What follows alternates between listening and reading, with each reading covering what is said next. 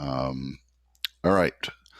So I want to welcome everyone this morning in our time zone. Thank you all in India for joining in the evening, and for others in Europe also joining in the evening, or late afternoon, I guess. Thank you for joining us at the Ocean Foundation and our partner, the National Maritime Foundation, for this webinar on a sustainable blue transition for ports and shipping industry.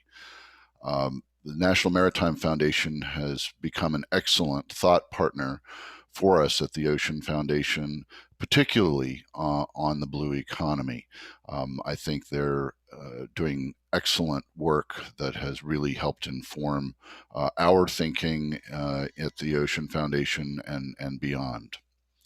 I'm going to start by telling you just a little bit about the Ocean Foundation.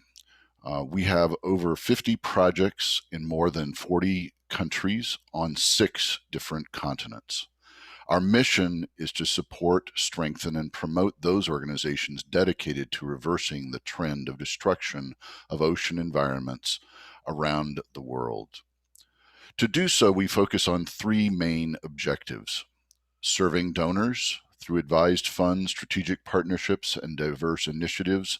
We use our years of expertise to turn our donors' ocean visions into a reality.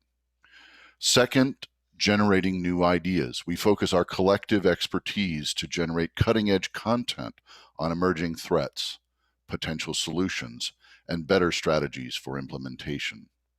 And third, nurturing implementers. We do our best to find, evaluate, and support the most effective marine conservation projects and organizations via grant making and capacity building for marine conservation. Today, among other things, we are celebrating the release of a Springer publication book that is forthcoming. It is entitled Sustainability in the Maritime Domain: Towards Ocean Governance and Beyond.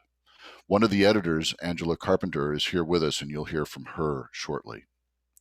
This book includes a chapter that we contributed called Greening the Blue Economy, a Transdisciplinary Analysis, and it focuses on maritime transportation and its role in meeting the UN Agenda 2030 Sustainable Development Goals.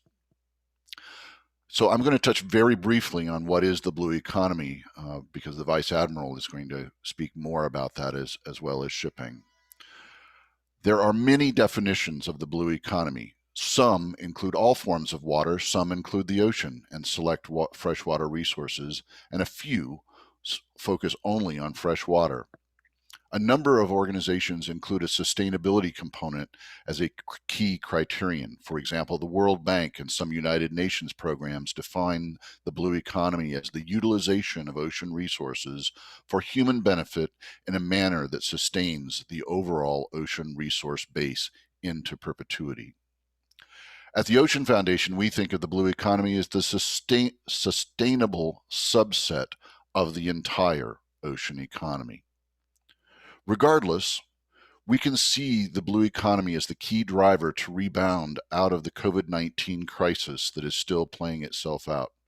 And that rebound will create good paying blue jobs and new blue industries. Once our societies eventually open up, we need to restart development with a very holistic, sustainable mindset. We need to focus on how society can restore economies post-COVID-19 in a way that focuses on ocean health and sustainability, and ensuring that the ocean is available, healthy, and abundant for future generations. To conduct ourselves better in the future, we need bold actions to set the ocean on a course of recovery to support priorities of the UN Sustainable Development Goals. So we're taking a snapshot today on sustainable shipping and ports. In many ways, shipping was the first form of a highway connecting cultures in distant countries, and trade via marine transportation is increasing. Ships are currently in every major body of water, and the number of ships traveling is only growing. In 2018, 793 million TEUs, 20-foot equivalent units, the standard volume of a shipping container, moved through ports around the world, making up nearly 90% of global trade. While recent world events have reduced the growth of shipping, there is very little reason to doubt that shipping will grow again as the world recovers from COVID-19. Sadly, though, as ocean-based trade increases, so does its environmental footprint. Shipping goods by water is significantly more efficient when considering energy used per pound of goods or passengers per mile traveled than is by car, train, or airplane. However, due to the massive scale of global trade, ships are responsible for a significant portion of carbon dioxide emissions, whale collisions and strikes, noise pollution, and the spread of invasive species. With increasing international trade, we have seen measurable negative effects from the spreading of invasive species and diseases, increased air and water pollution, acidifying waters, noise pollution, whale vessel strikes, and shipbreaking pollution. A healthy ocean generates oxygen and precipitation to support all life on Earth, even as it generates trillions of US dollars in global economic activity. The ocean economy is commonly defined as all economic activities related to the ocean, including activities that are harmful to the ocean and the life within. The subset of economic activities that are actively good for the ocean is, in our view, the foundation for the sustainable blue economy. Incorporating sustainability actions into the maritime transportation sector is necessary to preserve the life support system, restore abundance in our global ocean, and help nations achieve sustainable development goals of the United Nations 2030 Agenda, especially SDG 14, Life Below Water. Achieving these and climate change mitigation goals requires transdisciplinary approaches, integrated actions across disciplines, sectors that transform every element of maritime transportation. Such actions include standardizing inspection and enforcement, promoting solutions to reduce greenhouse gases, designing and building greener ships, treating ballast water with low or no impact technology, installing safer onboard water treatment system, greening port facilities, improving ship safety and emergency response capacity, making shipping quieter so fish can think, operating to avoid whale strikes, and expanding maritime transportation sector engagement in oceanic data collection and monitoring. Some of these actions are already underway. Others are still in need of design and implementation. Whether they form the basis of a sustainable blue economy, together they form the basis of a sustainable blue economy that should define the future of human relationships with the ocean. Today, we've put together an excellent panel for you to talk about all of this. There will be 5 speakers who will each be given 15 minutes to present. I will introduce them each in turn. Their biographies were already provided in the invitation materials. First, I'm going to invite Angela Carpenter, who's a visiting researcher from the School of Earth and Environment, University of Leeds in the United Kingdom, and is also an external consultant and affiliate to the Faculty of Engineering and Environment of the University of Gavle in Sweden. She's going to speak about the sustainability of the maritime domain. Angela, let's have you take it over next.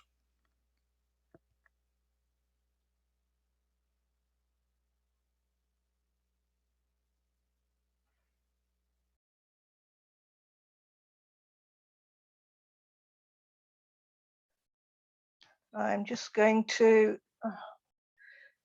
track down my presentation and share it with everyone. Is that the right one? Yeah.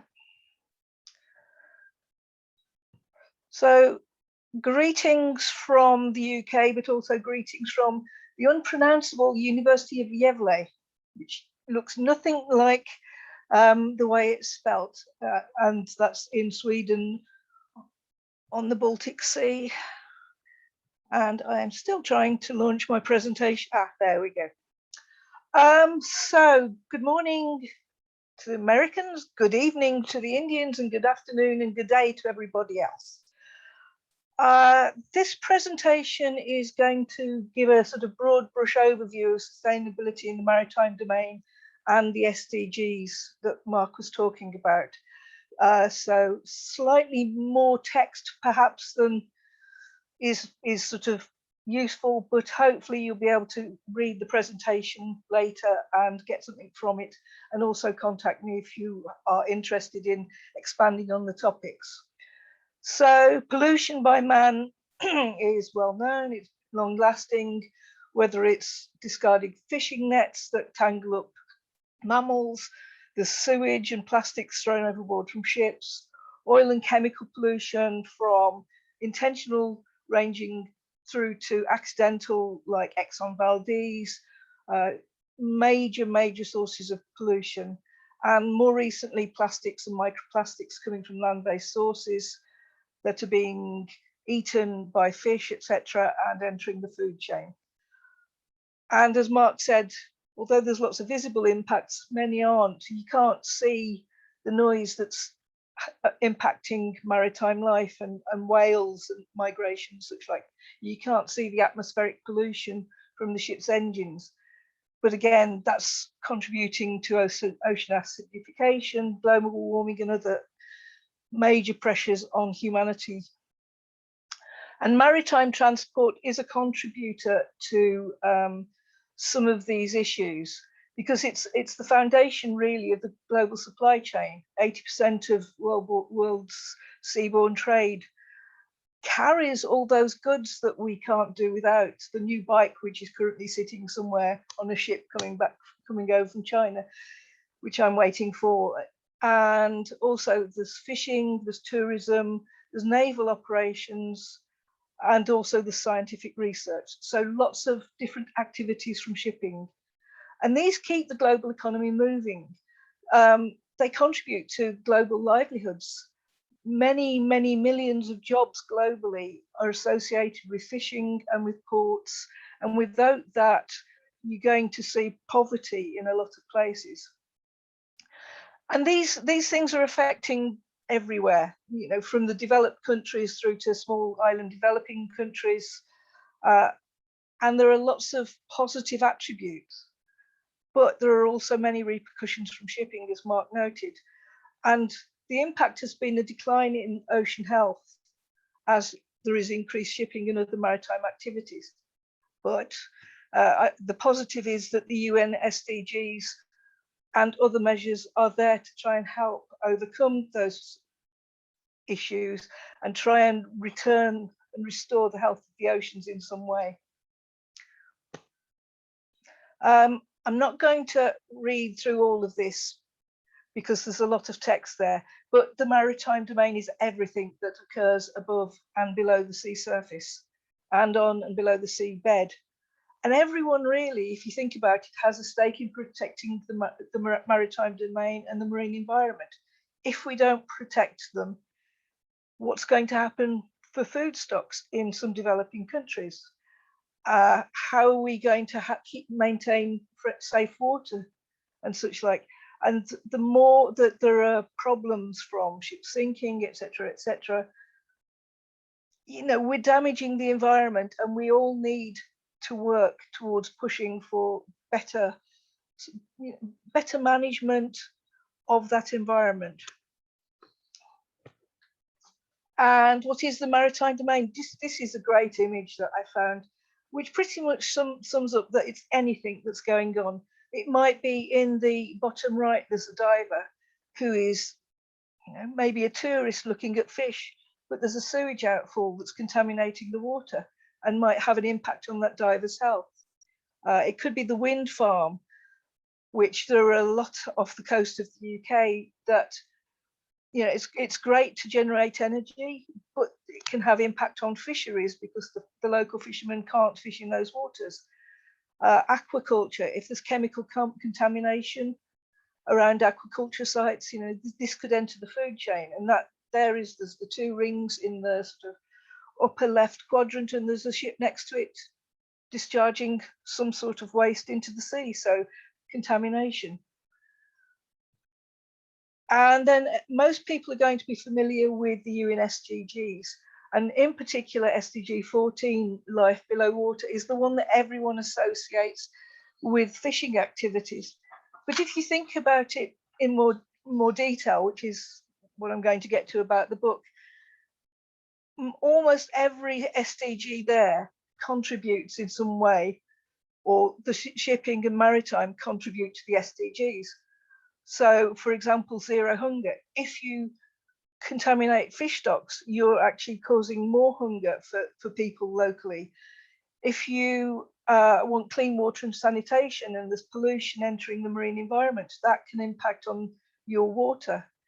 Energy is a good one, affordable and clean energy. Mark mentioned ports and shipping. So if a port provides clean energy generated through solar panels or wind turbines, and a ship can connect to that while in port, the ship's engine doesn't need to work for so long. Therefore, you're actually reducing ship emissions and improving air quality, as well as sort of using clean energy. So moving briefly onto the book, if my computer will work, there we go. This book should be out towards the end of this month, hopefully, and its main aim is looking at providing building blocks for good ocean governance through the next decade, but then going beyond the next decade when the UN Sustainable Development Agenda runs out pretty much in 2030. We actually were seeking chapters and authors that would look beyond that. Where are we going to go in the future? And it's looking at current world problems, not just intangibles, but real life problems, and looking at are the sustainable solutions to being developed now, or are the solutions that could be developed and implemented in the future. And I will say that Springer are going to offer a discount on anyone that would like to purchase the book. So that's my duty to Springer done, that I pushed the book slightly, and also thanks here to Mark and his team for contributing a chapter. And as Mark noted, his team wrote a chapter on greening the blue economy. So that's at the top. There's lots of chapters that have a relationship to shipping. As you see, we're looking at themes like maritime transportation, sustainable fisheries, maritime security, piracy, issues of do we need naval presence in certain areas? What do you do with illegal fishing? We're looking at transport system resilience and measures to combat climate change. Underwater noise is a topic that's come up in a couple of chapters. One in general, its impacts on whales, for example, and then looking at IMO instruments, so quite a dive into the technicalities of what the IMO do. And we're also looking at things like gender issues in the maritime industry, which is shipping and ports, and less than 10% of employees in ports are women. I think it's around 2% of employees in the shipping industry are women. So there's a distinct gender imbalance, and that's something that I and a team from Yevle have been working on recently. And how are these SDGs and shipping related? So for every SDG, there's a number of targets. I've called them tasks here, but I use it interchangeably with targets. And as I said, SDG 14 is considered to be the most relevant, but the others, almost every single SDG has either some direct or indirect relevance to maritime and marine issues. So, for example, ending poverty. And one of the targets is building resilience to climate-related extreme events. And here we've got the people facing the threat of sea level rise as they live in coastal and low-lying areas. We're seeing many more severe weather events, for example, in the Gulf of Mexico, and the islands in the wider Caribbean have all been facing quite severe weather impacts over the last few years. And although that is one aspect of it, shipping is a major contributor of greenhouse gases, and anything we can do to reduce emissions might help reduce the risks of climate change events. But it does not, it's better to do something thinking that you might have a positive effect than to do nothing and have no effect at all. We need to consider what can we do. SDG 14 is life below water. And again, it has 10 targets, not all directly associated with shipping, but you can actually look at them and think, well, yeah, we can do things here that again make shipping more sustainable and make it possible to sustainably manage and protect the marine coastal ecosystems. And a few more of the targets from SDG 14 are here. And as I say, I'm not going to go through it because 15, I could talk for an hour on this topic, but we've got 15 minutes. So please read, if you'd like to read the presentations afterwards and then get in touch, I'd be more than happy to have a discussion with anyone in the audience. And briefly going through a few of the other SDGs, ensuring healthy lives by reducing deaths, illnesses from hazardous chemical and air, water and soil pollution and contamination. So here, there is a direct relevance to shipping. There's a long history of accidental and intentional pollution from ships, and that pollution can directly impact on food chains, particularly if they occur close to land. For example, we had an incident in North Wales which significantly affected mollusks and other foodstuffs that grew locally, and for 2 or 3 years they were still finding contaminants in the shellfish, and that can enter the food chain, so it can directly impact human health. And the other one is chemical spills. You don't necessarily see the chemical, and if someone doesn't report it, again, that can enter the food chain, and it can be things that are carcinogenic, cause cancer, because I've forgotten the word, and other hazards to human health from, for example, contaminated shellfish, food poisoning and such like. SDG 6 is ensuring access to clean water and sanitation. And again, directly relevant to shipping. If someone dumps sewage waste or garbage overboard in coastal waters, that can wash ashore, it can be visible and wash up on beaches, so that's easy to see. But what about when it contaminates water sources? What about the grey water from showers and sanitary waste that maybe a ship decides it's going to discharge it in a port, but that puts added pressure on local sewage plants? And for desalination, which is a major issue in many areas, trying to get fresh potable water, if a ship discharges chemicals or invisible substances or even plastics or things, that can actually contaminate or hamper and damage the desalination plant. So there is a direct link there. I'm not sure how I'm doing for time. So ensuring sustainable consumption production patterns includes a target to encourage companies to adopt sustainable practices. And that's again directly relevant to shipping. We really want shipping companies and port companies to adopt those sustainability practices, report on what they're doing, present examples of best practice. Because a port could have, Yevle in particular has done work on dredging contaminated sediments to open up the seaway so that ships can actually access the port. But instead of disposing of it and removing the chemicals, they've come up with a tangible way of using contaminated sediment with other substances that can build new land, and the contaminants cannot get out of that substance. And I can provide a link if anyone's interested in discussing that topic. But that's opened up the access to ships. It's reduced contamination in the environment around the port, and it's also reduced substances either going into landfill or having to be dealt with to remove chemicals directly.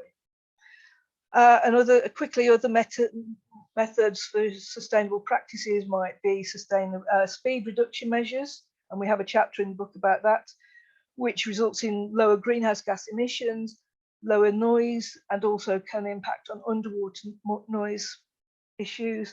And then blockchain is a technological solution tracking goods through the supply chain and providing enhanced security. but it also means that ships can spend less time in port loading and offloading because the goods on board have already been tracked through blockchain.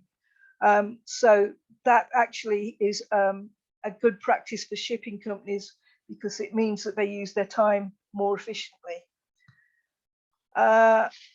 Climate change action under SDG 13, briefly mentioned that already, but anything that causes a delay to a ship accessing a port, which might be sea level rise, so that the cranes no longer can actually access containers to remove them, or other severe events, is going to disrupt the global supply chain. And we saw that a month ago when Ever Given was hit by a severe wind and sandstorm in the Suez Canal, and my bike was on a ship behind Ever Given and had to turn around, so I'm still waiting for my bike. So, you know, there are issues. Something as simple as one ship blocking a key waterway for a week has had a massive knock-on effect to the global supply chain. Other ships were left unable to deliver cargoes on time. Costs went up for transporting goods by sea. And that's just from one windstorm, and it was unanticipated, unexpected, and highly unusual weather event.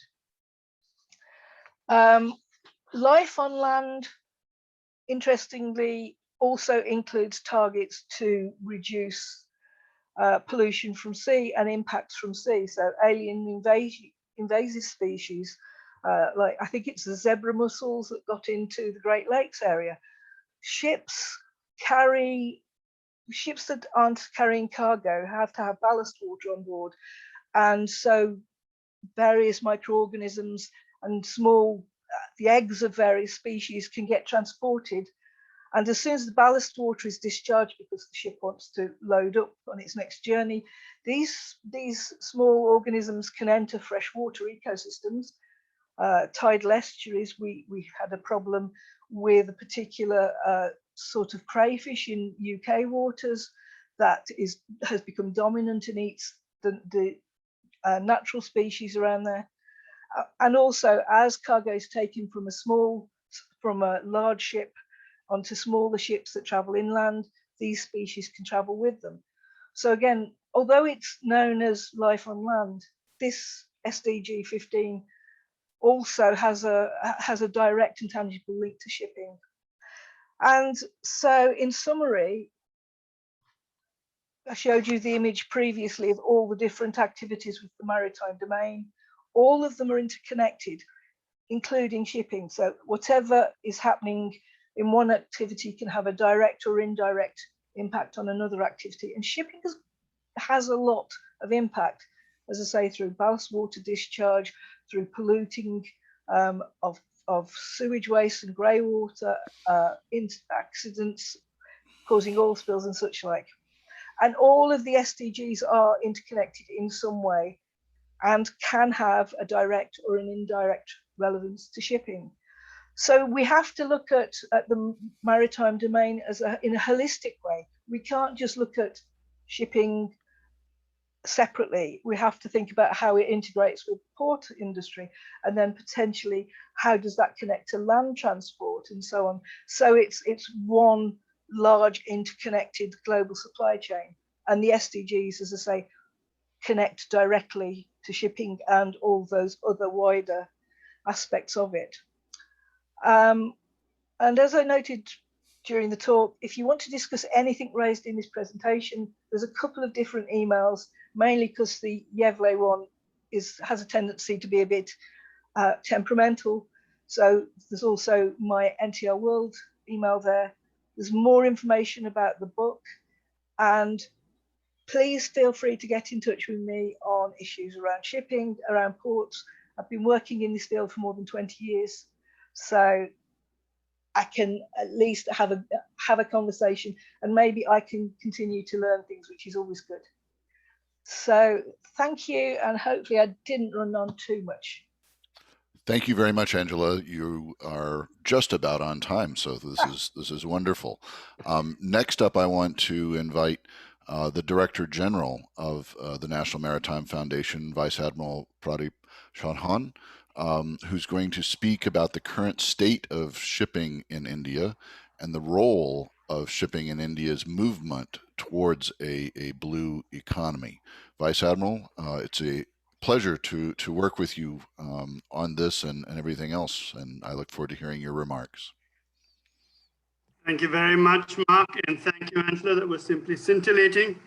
I thought what we would do is talk about Indian shipping and afford some context to our part of the world. The National Maritime Foundation is, as you can gather, an Indian think tank. In fact, it is the only Indian think tank that really concentrates upon the entire maritime domain in all its holistic forms.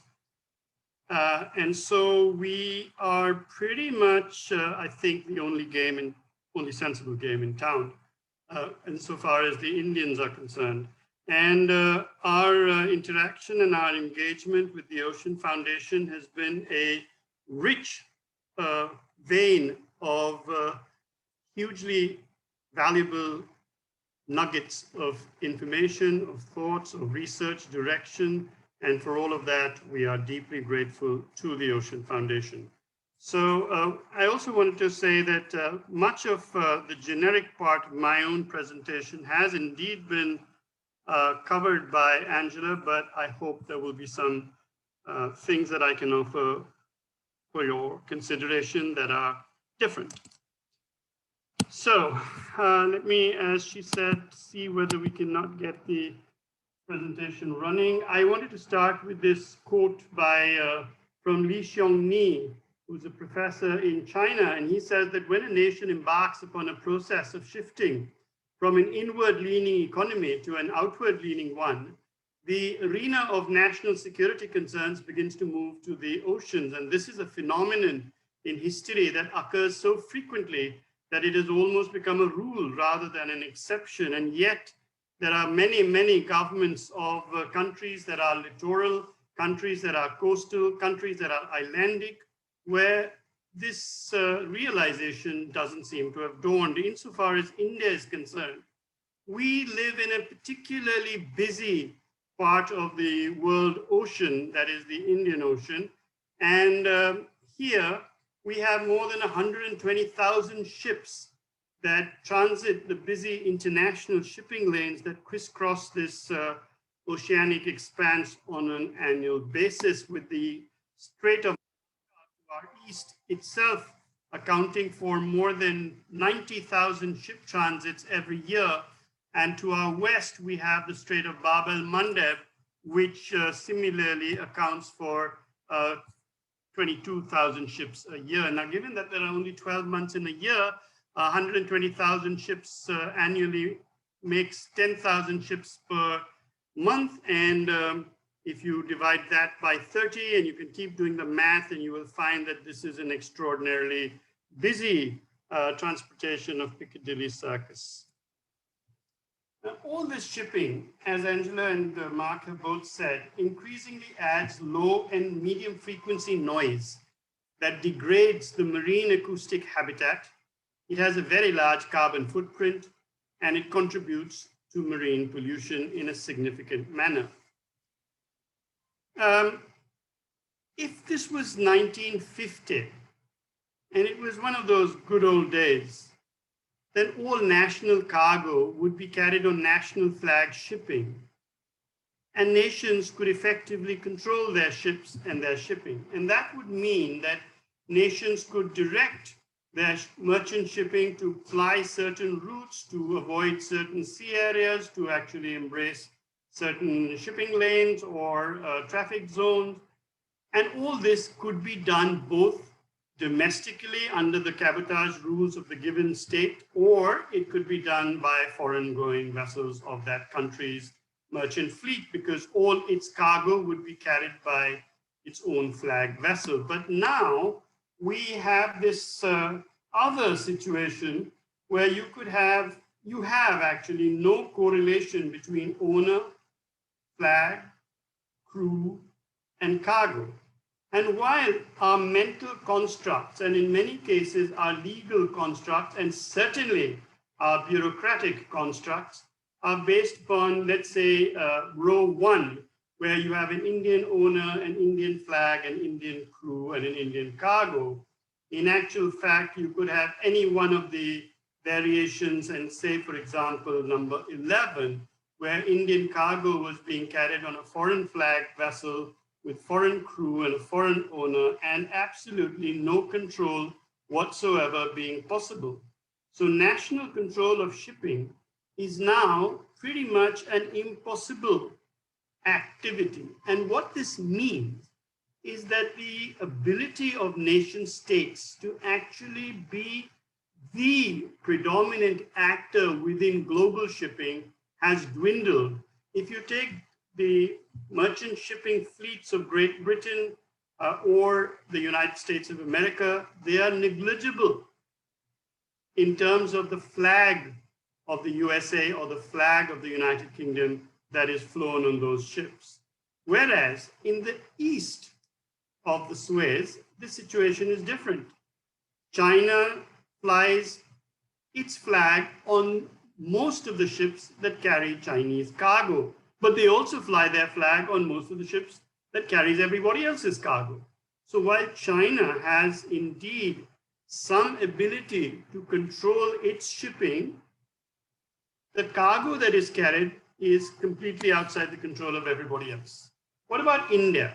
In 1998, we had 480 ships on the Indian register, and they accounted for about 34% of India's imports and exports. And on the 31st of December 2019, we had more than tripled the number of ships on our register. We have 1,429 ships, but they account for only 7.45% of Indian cargo. This means not only does it mean what I've just been harping upon in terms of the ability of states to control, but let's talk about the coastal area. Within the Indian coast, of the 1,429 ships in our register, as many as 972 vessels, that is 68% of the fleet, was engaged in coastal trade. And while that might in and of itself indicate a thriving coastal seaborne trade, that's not the case, because the tonnage carried by these 972 vessels is only 11.6% of the total Indian gross tonnage. By corollary, although only 457 vessels, that's 32% of the fleet, was deployed for overseas trade, they accounted for 88.4% of our total gross tonnage. What does that mean? That means that we've got a whole lot of 972 ships that are actually pretty inefficient. They are unable to carry large cargoes commensurate with their numerical strength. What does that mean to climate change? It means that we've got a whole series of problems, not just limited to global shipping, but specifically to Indian shipping. In terms of technological advancement too, the Indian merchant shipping fleet is far from comfortable in its position. A merchant fleet comprising largely of old ships is likely to be technologically outstripped by its competitors, and this is the tack that we're taking to try and drive urgency into the government's mindsets. But in terms of climate change, in terms of maritime pollution, in terms of the deleterious effects that Angela and Mark have already specified, our situation is grim. Let's look at the age of our ships. We've got 53.7% of the overall fleet and 49, almost 50% of the foreign going fleet being more than 16 years old. And their construction and their outfitting technology is clearly out of step with modern global safety, modern efficiency standards, and also carbon efficiency requirements, priorities, practices, etc. So this is the actual problem area.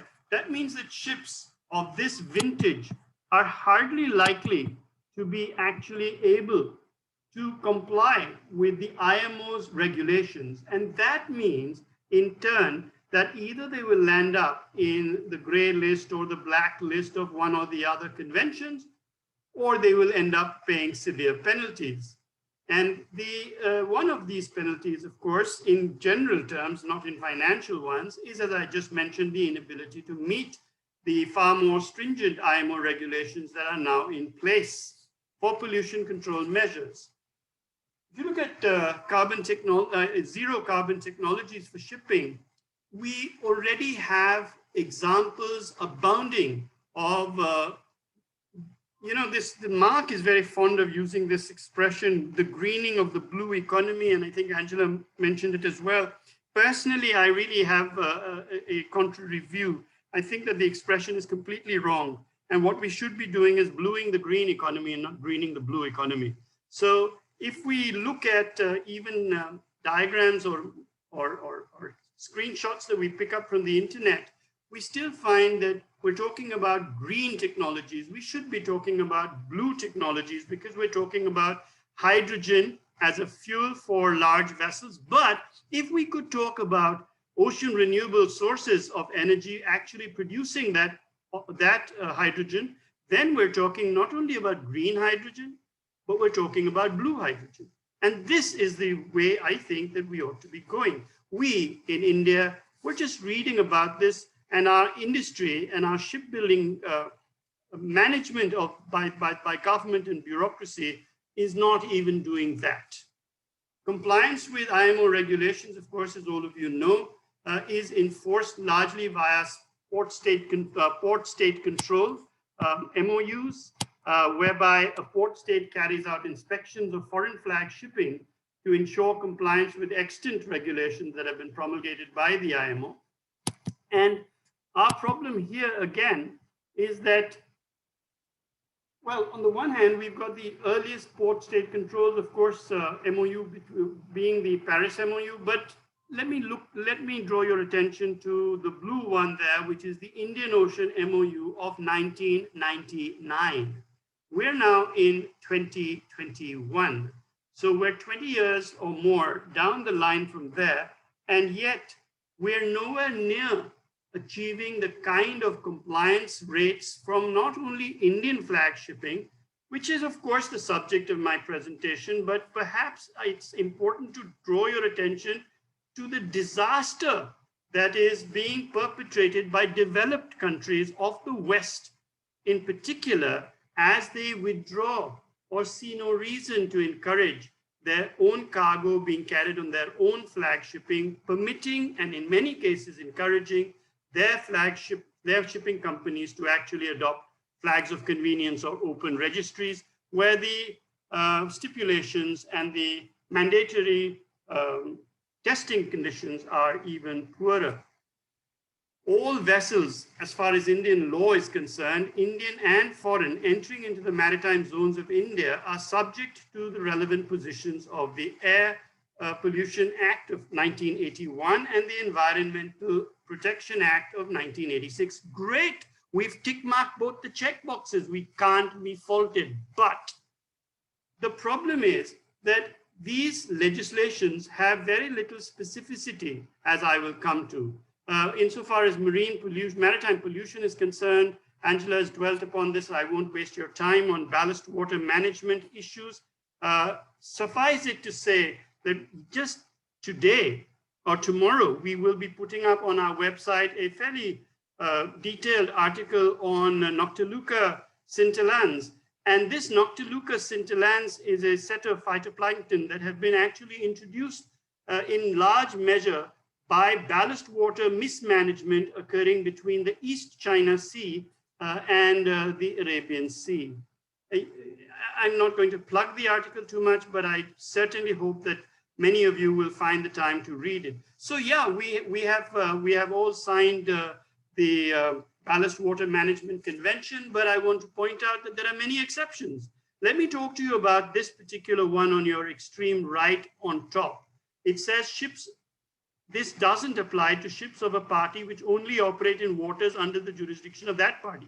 That means that if you had island territories distant from your place of your mainland, for example, the Andaman and Nicobar Islands, which are closer to Thailand and Indonesia than they are to many parts of India, and you had a ship which was discharged, which was engaged in ballast water discharge and intakes, the whole ballast water management convention doesn't apply.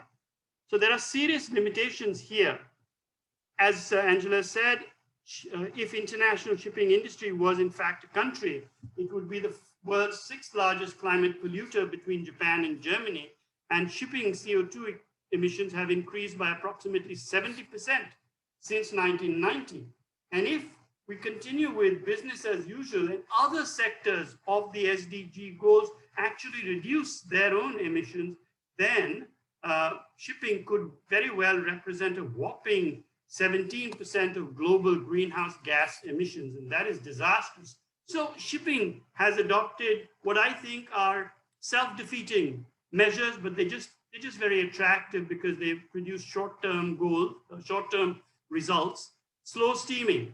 Slow steaming, yeah, it reduces the amount of noxious gas emissions, but is it an economically viable proposition? Because you need more number of ships to carry the same amount of cargo. So you're nowhere near reaching the levels that you ought to. And in any case, if you've got diesel engines still running, and many of our ships do, then diesel engines below 80% of their loading are, of course, pretty inefficient, which means that they will, in fact, produce greater amounts of emissions. So then there was much hope that the IMO-approved Energy Efficiency Design Index would sort things out. And we found that with this, we hoped that new ships would become more energy efficient, and that, we're now between 2020 and 2024. So ships being built in this period need to have their efficiency of energy increased by 15 to 20%. But once again, there's too many buts. Actually, new ships on an average are less fuel efficient than those built in 1990. Bulk carriers, tankers, and container ships built in 2013 were on the average 12%, 8% less fuel efficient than those built in 1990. And so, I don't know, we need to worry about whether the shipping industry's narrative is in fact factually correct or not. Between 1990 and 2013, ships, not only because their numbers have increased, but because efficiencies have not, are about 10% higher in their overall fuel consumption. And there's not been much change in the last 9 odd years. At least 66% of container vessels, 50% of general cargo ships, and 25% of tankers launched in 2015 already overshoot the requirement for 2020. When it comes to ship breaking and recycling, of course, India has recently passed the Recycling of Ships Act in 2019, which ratifies the Hong Kong Convention, and yet we hope to double the size of the ship recycling industry by 2024, provide 1.5 lakh jobs. But a significant flaw, once again, in this act is that it lacks any details regarding the handling of materials, the safety measures that are to be adopted for the workers, or any sustainability requirement in the manner of dismantling of ships. And this is a problem area, and it impacts directly upon all the issues that Angela has already explained. So what am I, in conclusion, what are my remedial measures? There are 10 of them. I'm not going to read them all out, but I will say that we need to provide fiscal and policy level support for the induction of technologically advanced ships propelled by environmentally friendly fuel. We need to support and incentivize the building of technologically advanced roll-on, roll-off, and roll-on, roll-off passenger vessels. And of course, we need to have centers of excellence. We need to adjust our cabotage rules. We need to have much, much better legislative and implementation measures. These are all too often, compromises between various stakeholders and their interest groups. We really need to concentrate upon blue shipbuilding, blue ship operating, and blue ship management practices. Thank you very much.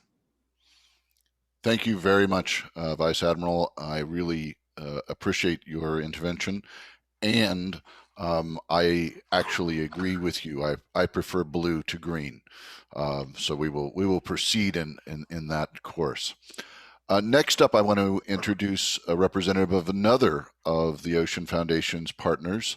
Rockefeller Capital Management has been working with us for over 10 years and has been an excellent partner.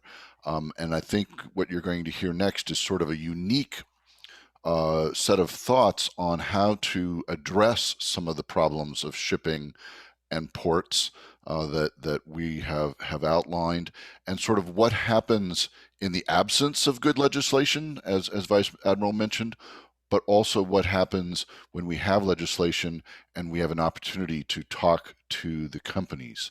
So I'm going to introduce Mia Overall, the Director of Shareholder Engagement at Rockefeller Capital Management, who's going to talk about achieving sustainability through engagement funds.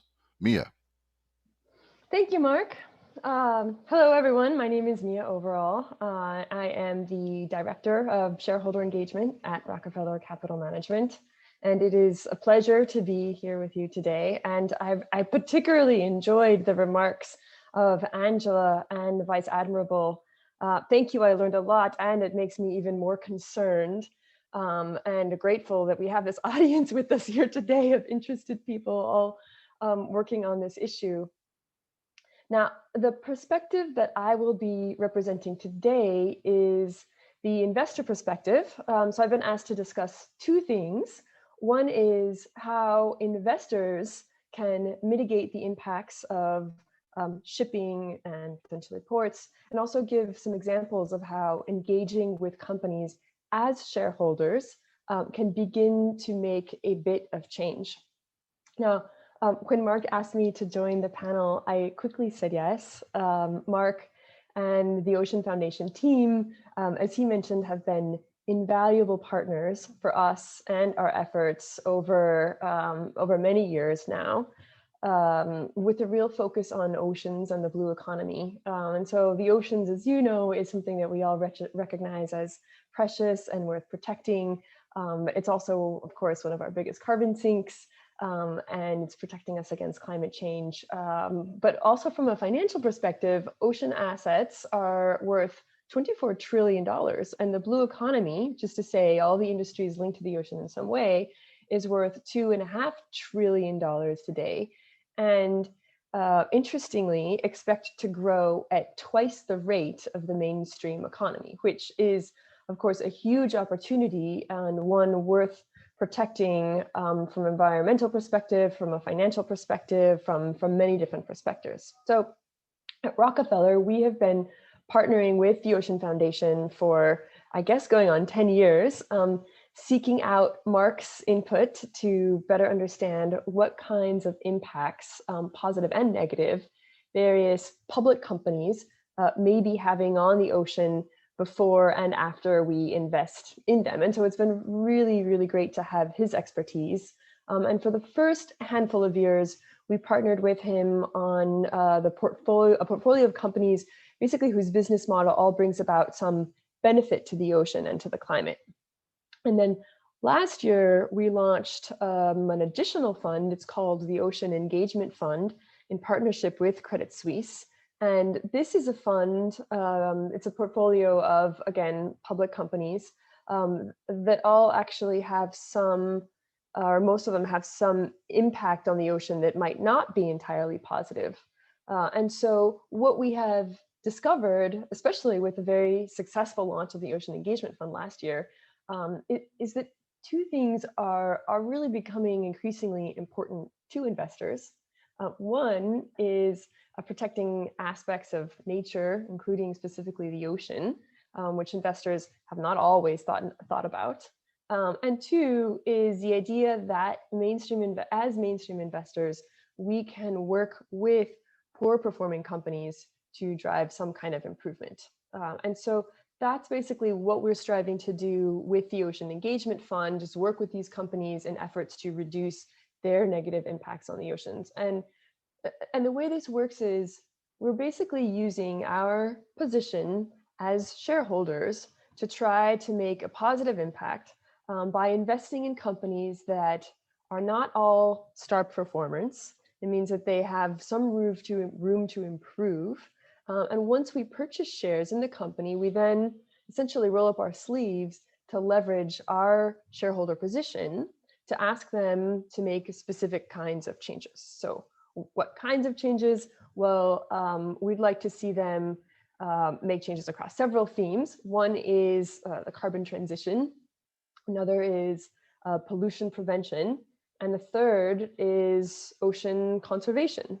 So what this looks like in practice is that we're asking shipping companies to reduce their emissions or do other things. We're asking fishing companies to increase the sustainability of their fishing practices. We're asking consumer goods companies to use more sustainable packaging and to cut out microplastics, and the list goes on, right? So by doing some of this, we aim to offer investors a way to be an engine of positive change for the ocean and hopefully capture returns as well. And so what I thought I would do next is share a few examples of some of the dialogues that we're having at this time, right? So we have invested in a handful of shipping companies, as well as companies whose businesses relate to ports and maritime, other kind of maritime infrastructure.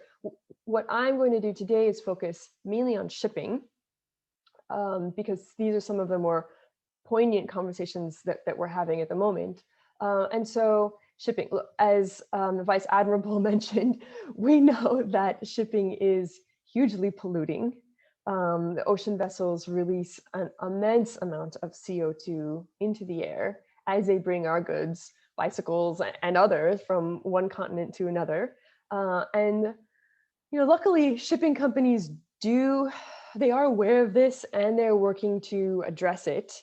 And this is something that we're talking with them about, right? So one of the topics that we have been discussing with them is this shift to more sustainable fuels, right? And so from the companies that we've been speaking with, we know that they're already working on this, right? They're working on rolling out carbon neutral ships. One of them as early as 2023. They're looking into alternative hydrogen fuels such as ammonia and methanol, as was mentioned also by Vice Admiral Pradeep.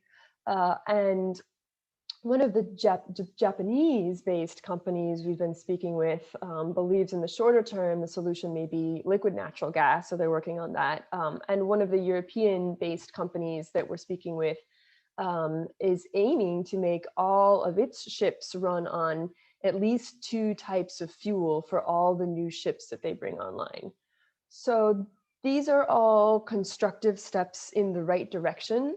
However, unfortunately, the time horizon is fairly long.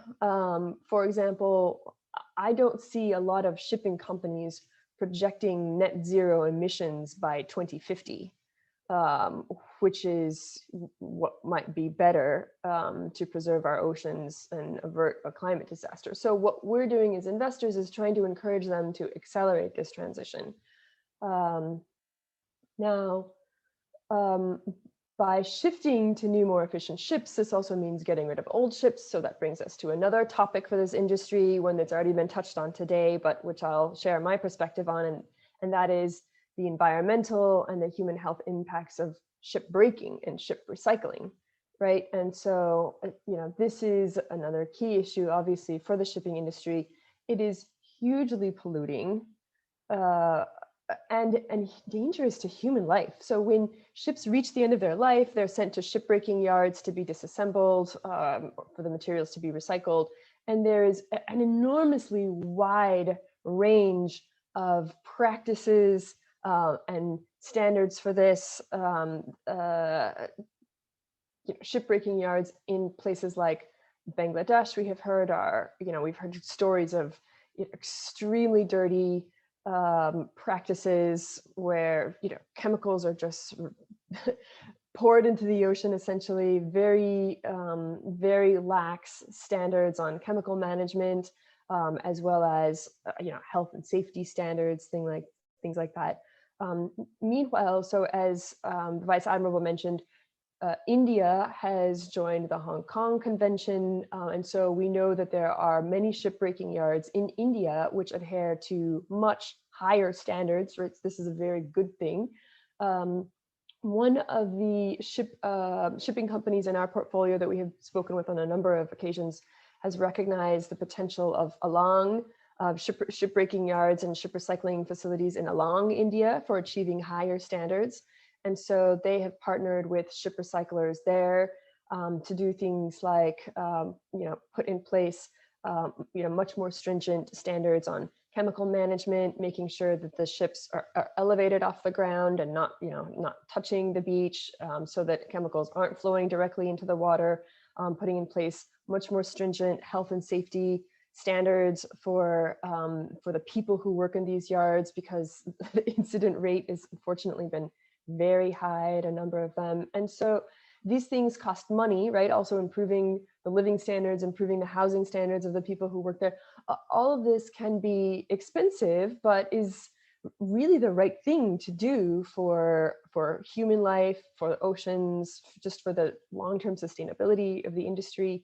And so, companies like this particular European company that we've been dialoguing with, they have made it financially feasible for some of the facilities in Alang to adhere to higher standards by themselves accepting a lower price on the old ships, so that the recyclers can then make a higher margin on the materials that they recover. Right, so that's how they've worked it out. Other companies, unfortunately, don't have quite as good of a track record. One of them is, the Japanese shipping company that I mentioned earlier that we have been dialoguing with. We've spoken with them on a number of occasions to discuss things like their commitment to the Hong Kong Convention and to EU ship recycling standards and conventions. And in speaking to them, quite honestly, we realized that they were aware of and committed to increasing their standards. They sounded actually more committed than we had feared. So that was positive.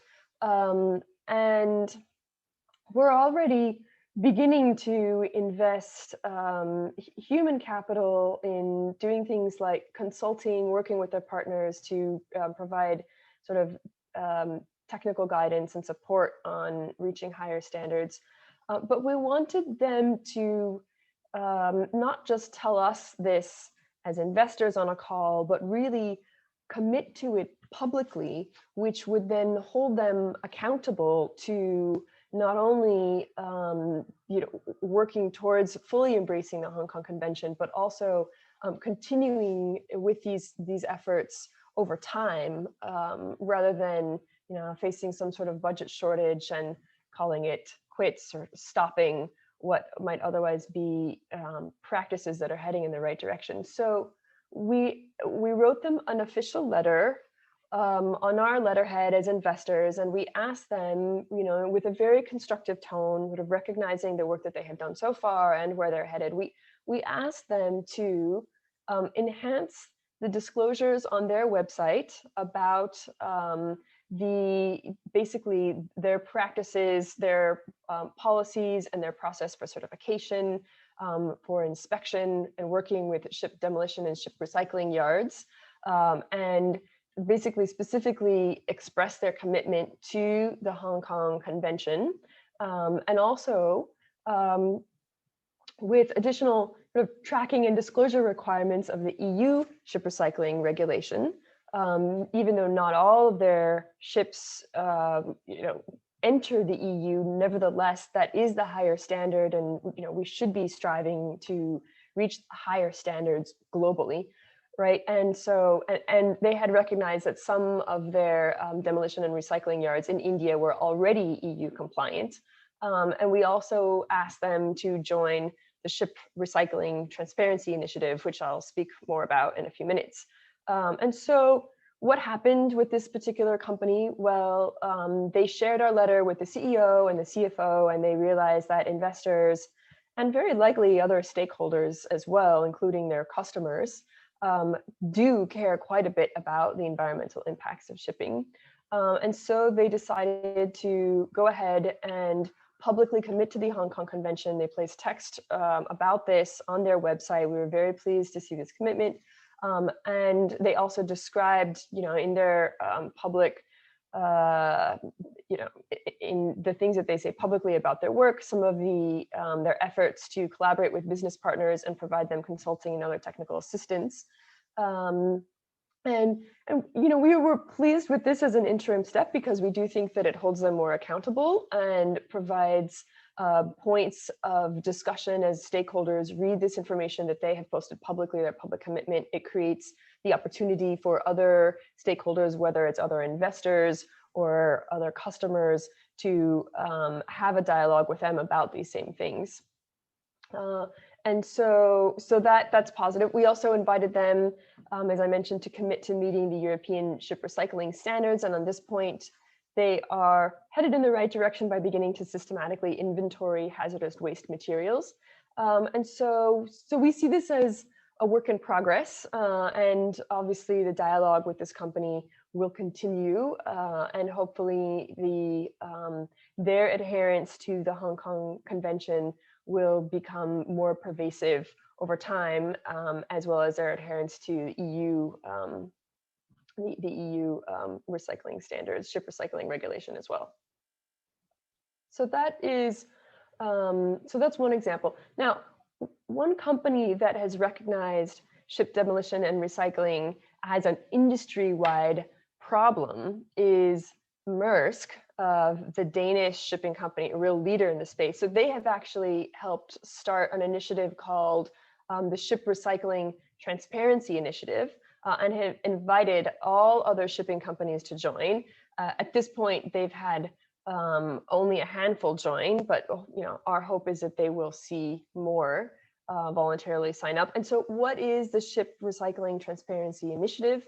Well, it's interesting because it's really all about voluntary transparency. So as part of joining, ship owners are asked to publicly disclose their ship recycling policies and practices and all the progress that they're making, right, to the Ship Recycling Transparency Initiative, posted online. So, by doing so, they essentially hold themselves to account before key stakeholders, whether it's customers, investors, governments, NGOs, entities like the Ocean Foundation and others, the other speakers here today, and the wider public, right? And so this is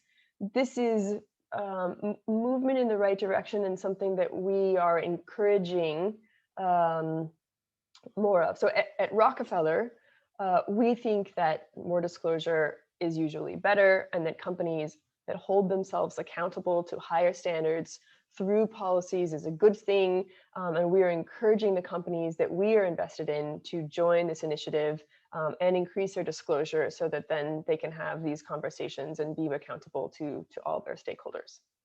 So to summarize, I would say we see our role as investors as having a duty of sort to push for improvements wherever we can with the companies that we're invested in. And the stories that I've shared are just small examples of the kinds of dialogues that we're having with shipping and as well as other maritime infrastructure companies. But we also have to recognize that, unfortunately, change, it doesn't happen overnight, but it happens over time. And through these kinds of dialogues, we are hoping to make real change. Thank you very much. Thank you very much, Mia. I really appreciate it. And it's such a pleasure working with Mia on these conversations with companies and seeing their reaction to an investment advisory firm like Rockefeller asking them to do something. It's really, really encouraging to have that kind of a dialogue rather than simply talking about legislation or simply talking about doing it because it's the right thing to do. Talking about it being the right thing to do and something that shareholders care about is really exciting. Our penultimate speaker, Dr. Mark Pu, is a research associate in marine transport at the Faculty of Engineering and Technology at Liverpool John Moores University. Dr. Pu is going to speak about climate resilience for ports and shipping infrastructure. Please take it away. Okay, hello everyone, this is Mark, and thank you for the panel speaker before me, and I have learned a lot from them because they are working in the industry for a long time and engaged with most of the people for in a very great extent. So, and I want to have very short introduce myself because I've recently graduated in Liverpool John Moores University. I'm working in the same university right now, and I actually not so into the shipping industry because I work in the transportation industry, and then I have a chance to work on a project about how climate change adaptation for the seaports and airports. So after that, I have tried to equip a lot of knowledge that I have learned from the transportation industry or some transportation scientific studies and try to put it into analyze the climate change issues and also the maritime shipping issues. So here I want to intro, because it's just 15 minutes and I don't want to talk it in depth, but if you are interested in it, we can talk about more on this afterwards. So wait for a second. Okay, yes. If you got any question, you can ask chat box as well. So this is, if you guys cannot see the PowerPoint, just let me know. I think it should be fine now. We can see it fine. Okay, thank you so much. Thank you so much. So once I go into this PhD studies, I have found that there's the things I need to know is that do I have some data for analysis, and I found that there's loads of global ranking of positives there about how the sea level rise going, how the precipitation changing in the future. So we, as the previous speakers talk about this also happened in Britain. There's a loads of more storming, and then some will be the sea level rise. And also, rather than just sea level rise, there's a more unexpected extreme weather upcoming, just like the hot wave or some snowing event. So so I have done some review on the seaports and the airports adaptation for the climate change, and then we found that there's a loads of issues facing by the seaports and airports. So therefore, we want to know, also except the climate impact assessment, there's a loads of adaptation measures around the world, and then we don't have a very statistical analysis at this moment. So what I've done in the previous year is that I try to setting up some index for the regional cities or the ports, and then also I have to try to produce some international and global system analysis for the whole world. So so I built up some climate change index by some climate data from the UK government, and then we can see this. And then also I try to pick up some seaports in the UK, and then I found that there's some difference between the difficulties between different cities is different. So I try to pick up the data and define them and setting up grades, and then I try to evaluate the climate data by some scientific analysis. So, and then I finally synthesizing all the evaluation to by some it's called evidential reasoning algorithm. But finally, what I can get is the most important thing right now. So I can get some climate risk data for different seaports. So which if it is have a higher rank, higher number, which means it's more safe, and if it is smaller number, it's more dangerous. So we know that by different months we can find that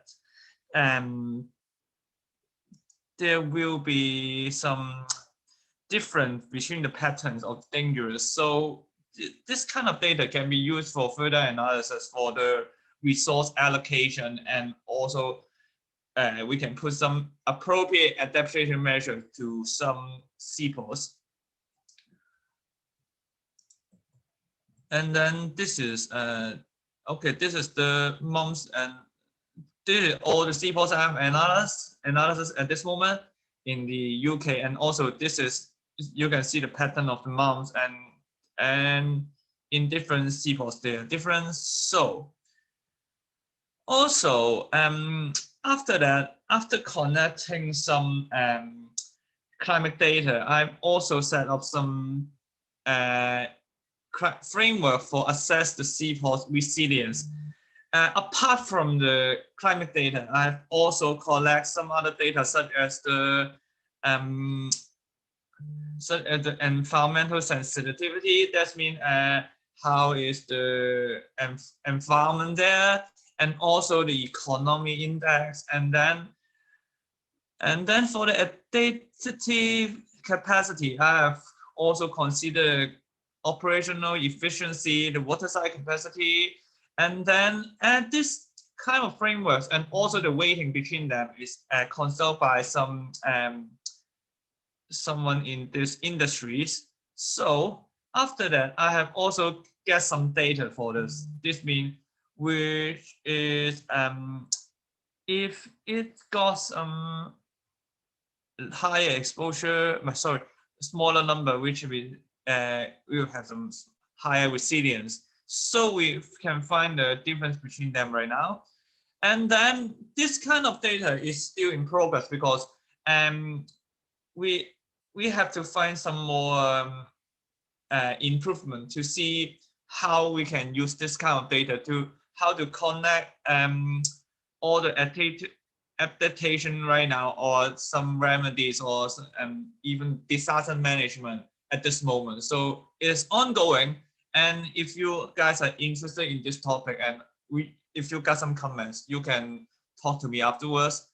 And on the other hand, I have also find some crime, and I have done some centrality analysis on the whole global citizen network. But the global citizen network is too big for me to analysis by in my computer at this moment. So my preliminary analysis is that I pick up the biggest 136 ports, which is the highest population around the coastal city around the world. So I picked all of them, just like Shanghai, Singapore, Manila in Europe. I have picked up London and Rotterdam, something else. So this is it. And then you can see all the spots on this. And then I have tried to grab some data to build up the shipping network like this.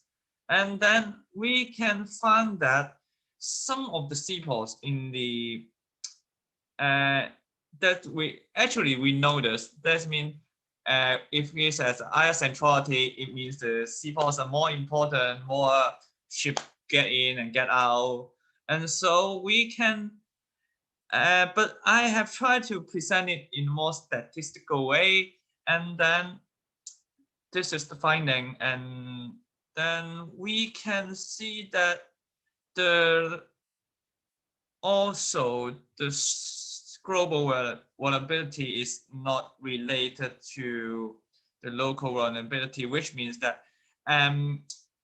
there are some seaports which is and facing a very high climate issue, but just such like some countries in the Asia, they are facing a high more difficulties by climate change, but we haven't tackled it yet. But it will bring us a very huge damage if we don't tackle it right now, because they are very important ports in the seaports, in the port system. So, and then I have to connect it with climate change and foresee what it was going. I have also designed some ship routing modeling to focus what it will be changed in the future. So this is the kind of result that because they are facing higher climate change issue, some cities, some of the port cities such as Kuala Lumpur, Shanghai, Busan may have less influence in the shipping system in the future. So some of them will have a higher influence, just like Singapore, but because it is based on the geometrical reason, because they have some less influence by climate change at this moment relatively. So, and this is the changes I have found. And so I think I have presented some insights and also some method to assess the global shipping network in this short time. So I think if anyone is interested in this kind of index and we will work together, we can work with some more comprehensive index, and then we can use another perspective like the shipping company, comparing between different shipping companies, or we can put it down into some cruise shipping network as well. And then also we can see the other issue as well, just like the COVID, how it's changing the shipping network as well. So, and then we think that it is near the end of my presentation, but also we can try to analyze the other transportation modes, such as the airport, the road system, the rail system. They are very important and very related to shipping network as well. So we can try to work it on together with some more data, and to see what we can get in the future to protect our shipping network by the changing climate. Yeah, because this, on my perspective, the climate change is keep going, so we have to do something as well, rather than just do climate mitigation. We have some measure need to do right now as well. So this is the end of my presentation. Thank you so much. Thank you very much. I appreciate you sharing this research, and I think it's going to be very interesting to continue following these questions of how things are going to change in the face of climate, and which ports and shipping infrastructure is more resilient, and how we think about the future. Our last panelist is from the International Fund for Animal Welfare, which has been a partner even longer than the Ocean Foundation has existed. So it's someone I've worked with for 21 years. That was before Patrick's time, actually, so he's not quite that old. Patrick is the Senior Director for Outreach and Program Collaboration at the International Fund for Animal Welfare, and he's going to specifically talk about the impacts of shipping on marine biodiversity. Patrick, take it away. Thank you, Mark, and it's good to be with you. Thanks to the Ocean Foundation and the National Maritime Foundation for organizing this august panel and discussion. If you give me just a moment, I'm going to have a few slides to share.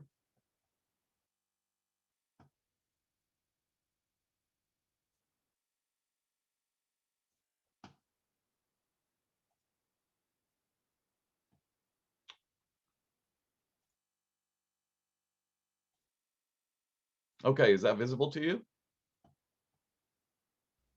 No. Okay, one moment.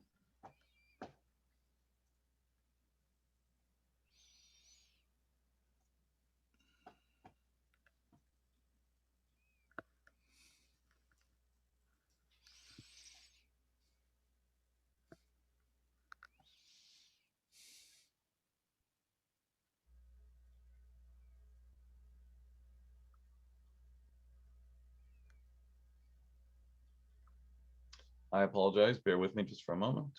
Mhm. I know Alexandra has a copy of the presentation just in case my technical skills don't triumph here.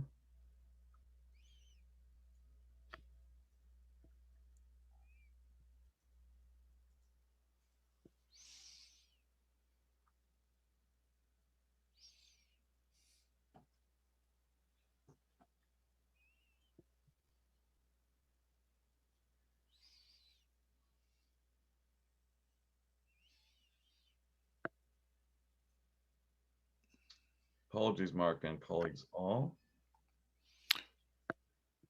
Do you want us to have Alexander bring it up? Yeah, if that's easy, and then I'll just narrate you through it, Alexandra, in terms of when we. Sure, it'll be shared right. Oh, there we go. Here we go. Super. How about Thank you so that? much, and apologies to all. It's a privilege for me to join this discussion, and Angela, Vice Admiral Chuan, Mia, and Mark have eloquently covered a number of the issues that I will be touching on, and I'll try and not repeat things that have already been shared, as I am the final speaker before we get into what I know will be an interesting question and answer and discussion session. As Mark noted, we've been collaborators together for quite some time.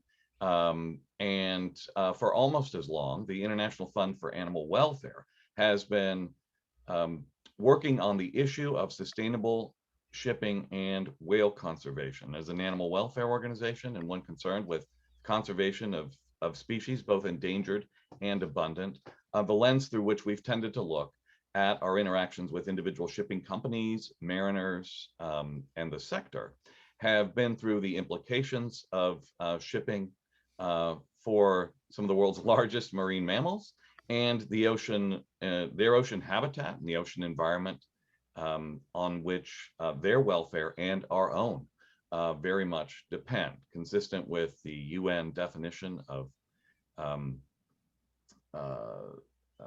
the blue economy, the sustainable use of ocean resources for human benefit. Our commitment is to identifying approaches that can promote animals and people thriving together. If you can move to the next slide, Alexandra. We're a global nonprofit organization. We're working in 16 different countries with projects in more than 40. In India, I should mention, we're very pleased to partner with the Wildlife Trust of India on a variety of terrestrial efforts and some coastal marine efforts as well, with whale sharks and other species along the Indian coast. In the context of our work, as I mentioned, we've been engaging with various stakeholders in the maritime industry for more than 2 decades. And the challenges that we've tended to focus on together have been mentioned earlier this morning by my fellow panelists, including the impact on the marine environment through noise pollution, where shipping, local and global, is the principal contributor to human-caused noise in the ocean environment, together with seismic exploration and military sonar and other impacts, construction and other impacts of that generate noise in the marine environment.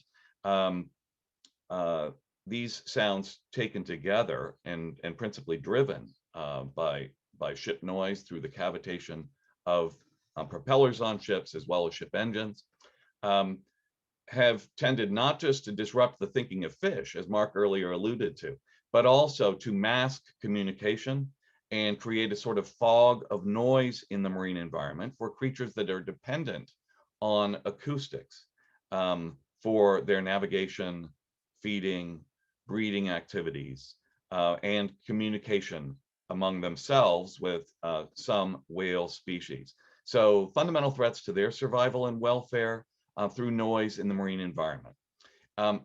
Vessel strikes or whale strikes as Mark mentioned at the outset of our time together, especially in critical habitat areas, are posing some real challenges to the survival of endangered species. Two of those I just quickly cite, and we'll talk a little bit more about the North Atlantic right whale and some measures that we're working on that are emblematic of some progress in this area.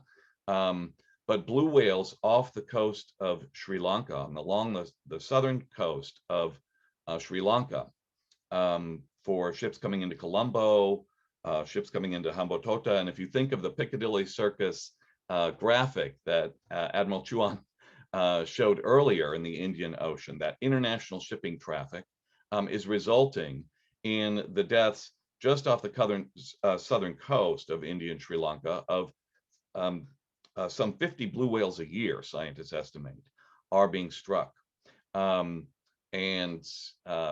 So the largest creature ever on Earth is being confronted by far larger cargo ships, car carriers, other large vessels, fundamental to international trade. And there are some challenges associated with that. And then, of course, greenhouse gas emissions, as Mia, Mark, and our other panelists have mentioned, as a challenge for sustainability in the sector. There are key projects that we're working on related to shipping. One is saving the North Atlantic right whale. More on that in a moment. Second, as I mentioned, off Sri Lanka, off the Hellenic Trench in the Mediterranean, we are working with shipping companies, local and national regulators, and leading scientists to identify approaches that will reduce whale strikes or ship strikes. These involve either, based on careful study of these animal populations, movement of shipping lanes, or speed restrictions and slow-go and no-go areas for ships seasonally to avoid collisions with migrating present whale species. The two projects that I want to very briefly highlight before our discussion session this morning are our corporate responsibility project and a whale alert app that we have developed. The first, the corporate responsibility project, has to do with monitoring the performance of vessels and companies. The second is a creative tool that we've partnered with mariners and scientists, both government and private scientists, to develop to assist mariners with some of these conservation challenges. Next slide, Alexandra. Thank you. In terms of the corporate responsibility project, both this and the whale alert application were developed in order to increase protection for a critically endangered whale species that swims along the east coast of North America, and it's called the North Atlantic right whale.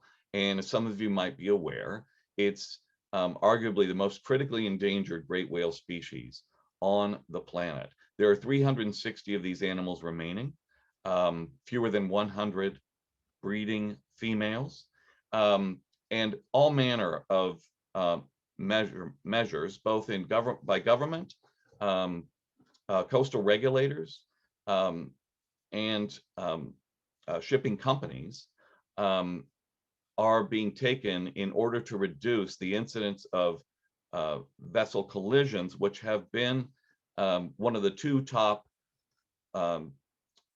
threats and causes of death for North Atlantic right whales.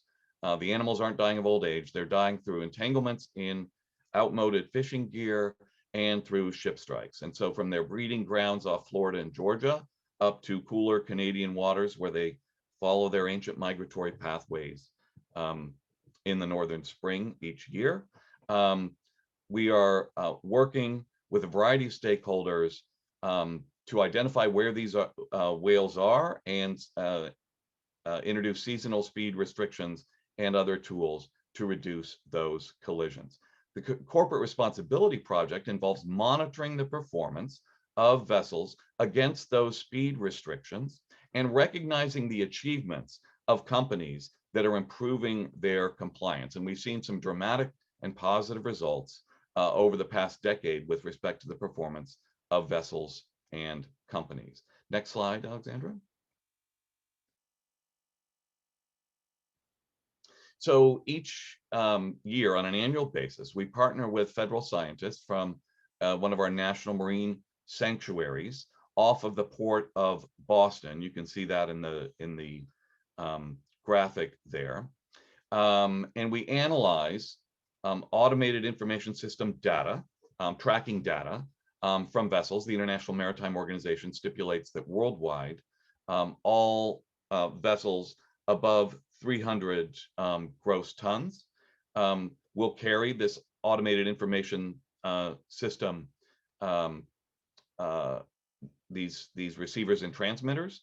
And in US waters, vessels over 65 feet in length are obliged to carry them, and all passenger vessels of a certain size worldwide, for human safety reasons, the IMO stipulates must carry AIS.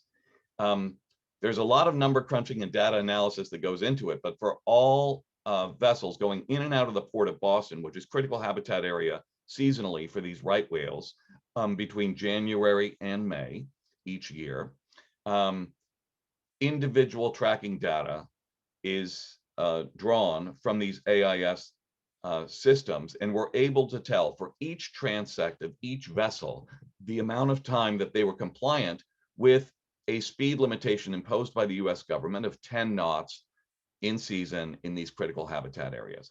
A report card similar to what you see there on the left in the sample is generated for each vessel, and this report card, as you can see, explains that there, for 82.9% of the transect of the critical habitat area of the North Atlantic right whale outside the port of Boston, the vessel was compliant.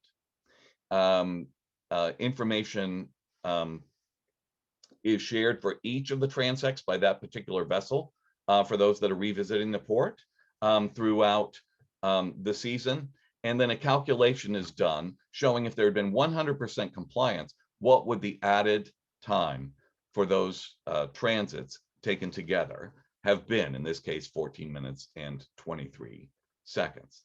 So it's a very detailed report that is generated and mailed to each of the companies. Next slide, Alexandra.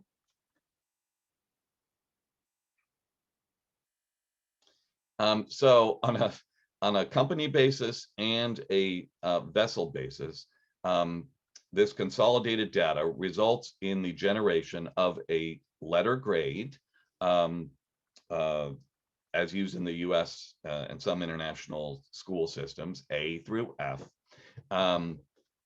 and recipients of an A grade receive a certificate of corporate responsibility, demonstrating their commitment to compliance.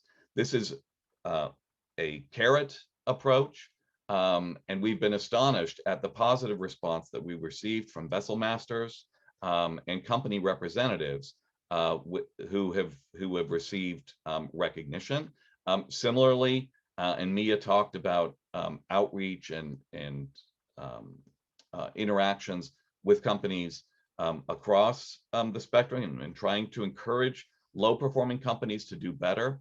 And we have been meeting with companies that are not and engaging with companies that are not yet doing so well. We don't yet share that data publicly. Next slide, Alexandra. Thank you. And just to show in the aggregates here, based on 2019 data, we're seeing very strong compliance. And this is a dramatic improvement since the imposition of this speed restriction in 2008, with almost 50% now receiving an A+ grade and a dwindling number of non-performing companies. And I think that awareness over this period of time of the regulation has been of assistance to mariners, and we've sought to increase and deepen that awareness through this report card project. The vessels are being monitored increasingly now, up and down east coast of the United States, on the west coast of the United States as well. This is a growing trend by researchers, by public advocacy organizations, by ourselves, by industry and others. We've also exported similar programs to New Zealand and Australia, and this is a coming trend internationally that ultimately I think will wash up on the shores of many countries worldwide, including India. Next slide, please. Just to note the evolution of a real-time monitoring system showing company by company. You can see Maersk, one of the companies that Mia mentioned, a leader in the sector on many environmental issues, is one of the first noted here. This is at whalesafe.com and is an online tool based on the project that I've outlined for you, the corporate responsibility project that has now been put in place around particular ports on the West Coast. A more dynamic capacity technology is allowing now real-time and near real-time tracking of vessels moving through critical habitat areas. So in addition to the myriad international, national, regional, and local regulatory requirements that ships are dealing with, there's increasingly a publicly accessible and public pressure aspect that is developing and encouraging companies to do better. Next slide, Alexandra. So in addition to monitoring, we wanted to enable mariners on the bridge of a ship, and particularly ship's pilots who are bringing large vessels into port for the final last mile or two of their transit into port facilities up and down the east coast of the US, the west coast, and as I'll outline in a moment, internationally as well. We wanted to provide a tool that would enable awareness and compliance by mariners and help put whale protection and whale conservation literally into the hands of the mariner. And with that in mind, we partnered again with government scientists and academics and created an app called Whale Alert. It was launched in 2012, initially focused just on right whale critical habitat around the Port of Boston. It's a geosmart tool aimed at reducing ship collisions. And it provides at a glance awareness for a mariner as to where they are relative to some of these regulatory areas that are drawn from federal government maps. So their position is shown. And then there's also an indication, as you can see there in the screenshot, of the areas in which whales have been heard or sighted over the last 14 days. Are there concentrations of whales moving through this area, and each is date signatured. And that's a combination of acoustic buoys in some instances that are increasingly proliferating around ports and harbors that are listening for whales in the marine environment, acoustic gliders that are being deployed that are picking up different species sounds and on surfacing, firing that information up to satellite, where it's in turn being consolidated in various databases, both government and private. Citizen observations, whether on a vessel or from shore. Overflights for the critically endangered right whale, there are government and private sector observations being made from researchers that are airborne researchers throughout their migration. And mariners are able very efficiently and quickly to mark when they have seen a whale to alert their colleagues who are using the same shipping lanes. As I mentioned, this is international use is increasing. Alexandra, next slide. And so the dramatic impacts, literally, on whale species are shown there on the left, both a ship strike in the top shot, and then unfortunately a right whale mortality, a right whale calf from propeller damage to that animal earlier this year on the southern coast of the United States. But through an integrated tool that is assisting the mariner in showing the speed restrictions and regulations, the presence of whales through acoustic detections and citizen sightings, safe passage for both whales and large ships is increasingly being achieved around critical ports in critical habitat areas. Next slide. We're about to release in June next month a 3.0 version of the app. It is built as an international platform. We don't yet have researchers sort of behind the curtain, working behind the scenes, uploading data to shared databases to populate the app in each case, but it is a downloadable app that will reflect where you or where vessels are at any given time, and it's available at whalealert.org in the App Store and in the Google Play environment as well. And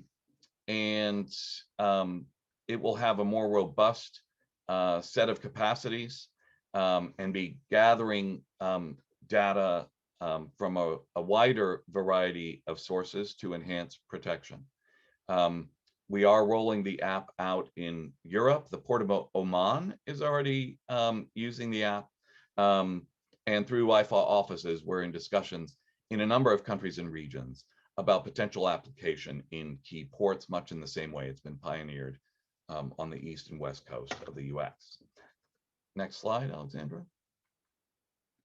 And as I mentioned, whalealert.org, there's additional information that will be updated and refreshed upon our launch in June.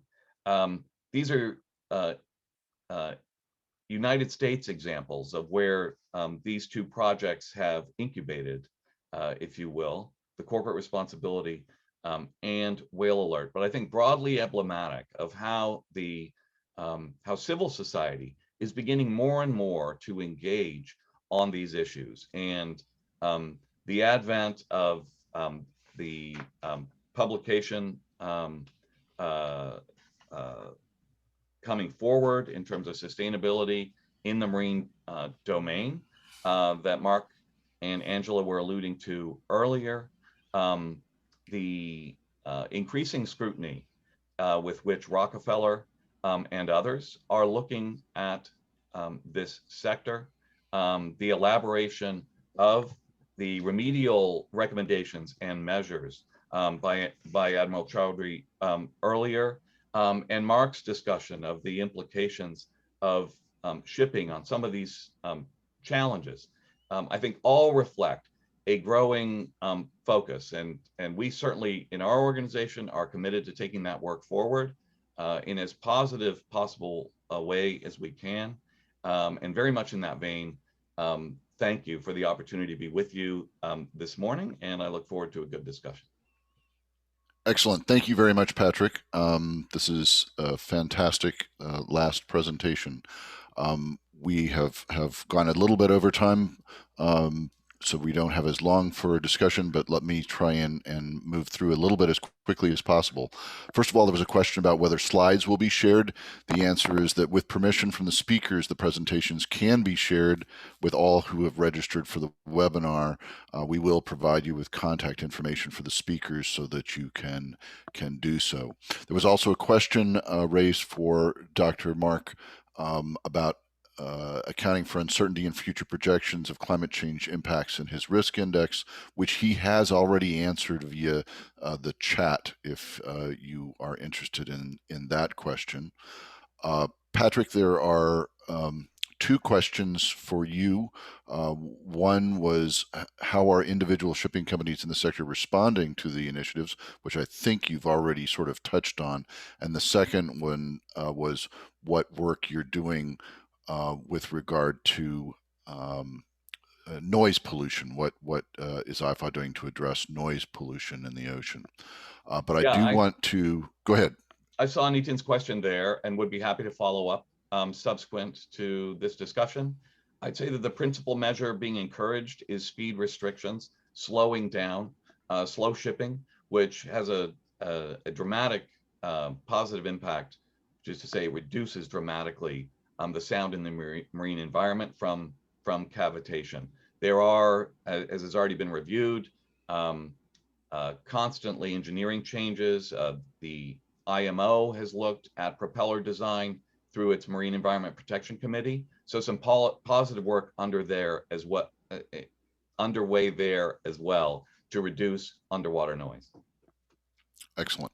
And then Anil Devli from INSA had a comment regarding ship breaking. Do you want to unmute yourself and give us your short comment, please?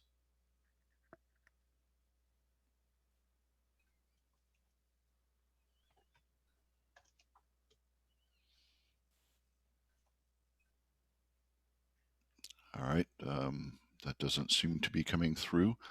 That cannot unmute, I see. All right, you are now unmuted. Yeah, I've got it now. Thank you. Vice Admiral Chavan, thank you.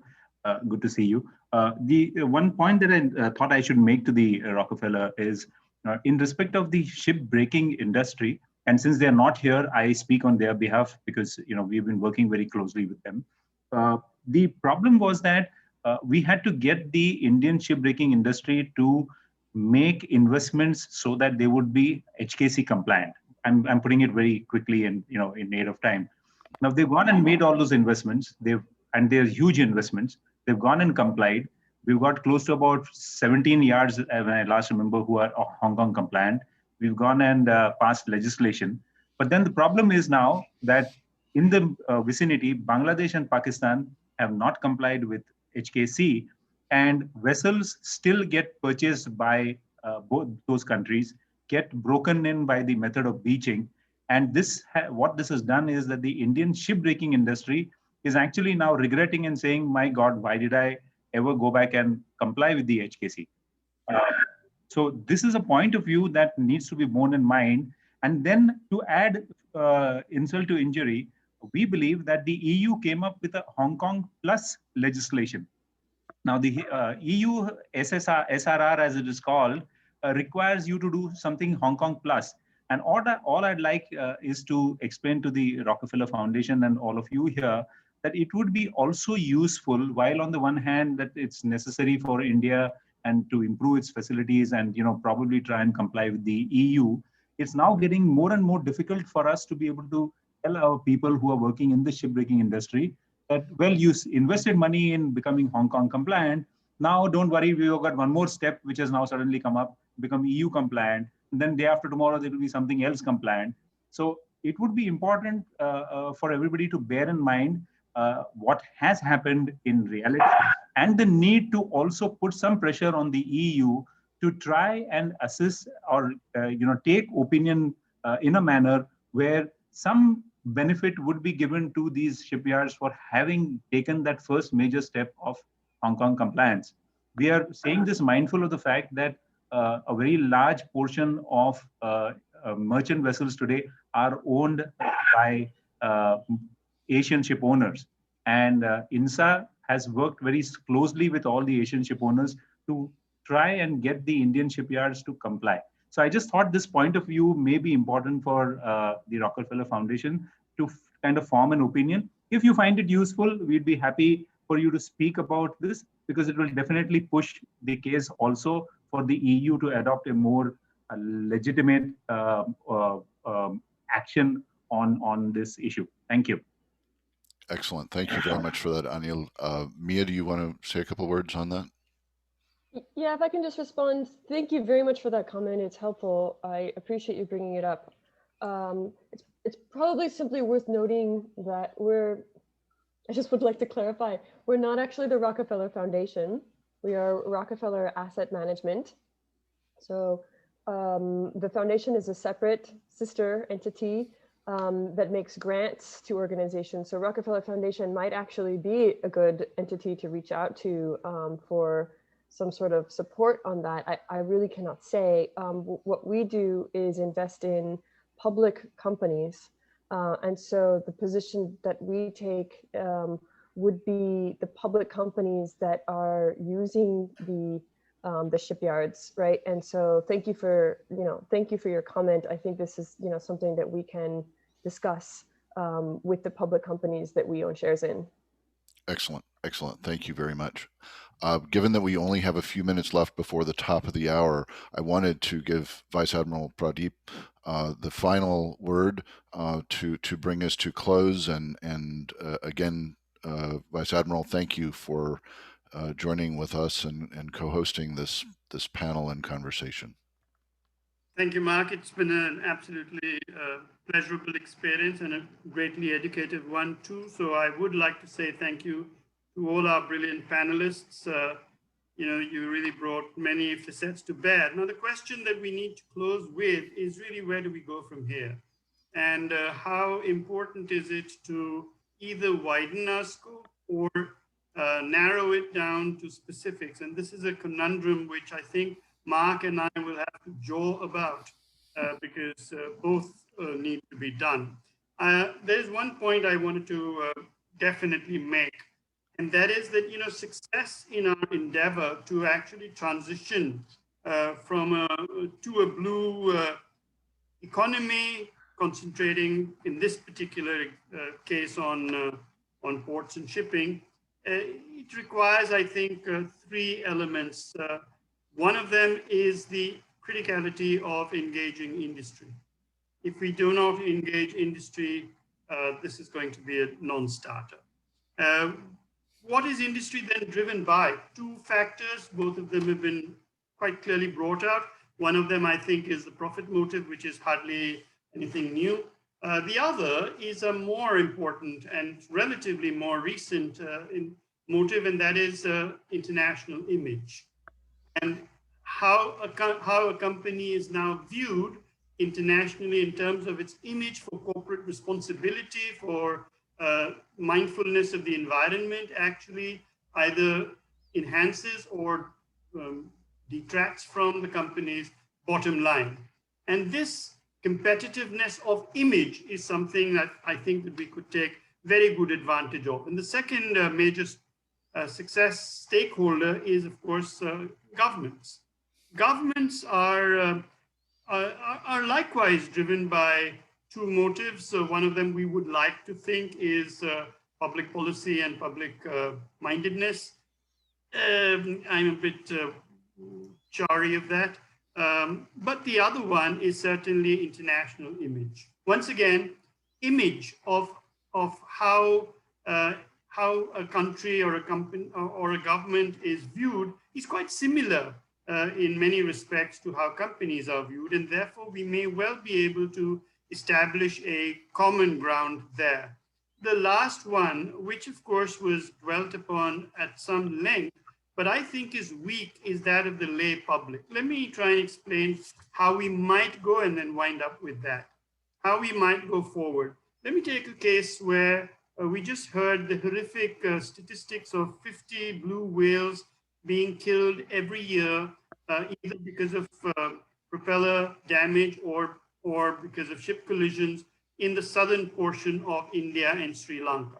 Okay, this can be handled in a number of ways. One, we excite a large number of people who are genuinely concerned and hope that their collective voices will move either industry or government or both. And I think that the intent is full of nobility and the chances of success are extraordinarily low. The other one is to say that what if, for example, this is purely an example, India is deeply invested as a country in terms of a trilateral relationship between India, the Maldives, and Sri Lanka. And this trilateral requires meat. If it's a trilateral bone, it requires meat to be put upon it. Suppose we were to say that the best way to sustain coastal habitation, the best way to establish India's footprint, and if it wants to be a leader that imprints its footprint on this area, is to maybe promote roll-packs shipping, roll-on, roll-off passenger shipping. Now, unlike cruise shipping, roll-on, roll-packs shipping sort of doesn't have anything inside it to attract the passengers. You can just see cars or cargo. This is boring. But that makes it essential for the passengers to look outside. And outside, what do we have? We have the blue whale, we have whale spotting, we have pristine dolphins, we have pristine waters, gambolling dolphins in pristine waters.